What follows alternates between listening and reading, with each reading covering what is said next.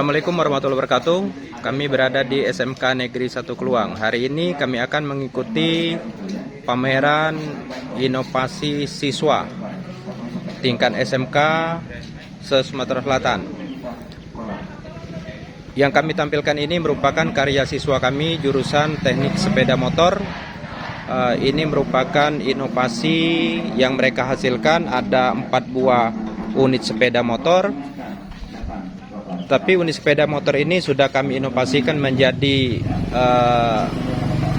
prototipe motor trail, kemudian prototipe motor mini, kemudian ada 2 unit prototipe motor BMX.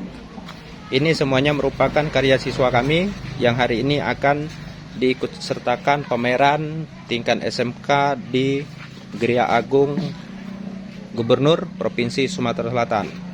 Mudah-mudahan karya siswa ini menjadi motivasi, inspirasi siswa-siswa lain di SMK lain se-Sumatera Selatan untuk berkarya dan berinovasi. Demikian, kami akan meluncur ke Palembang. Assalamualaikum warahmatullahi wabarakatuh.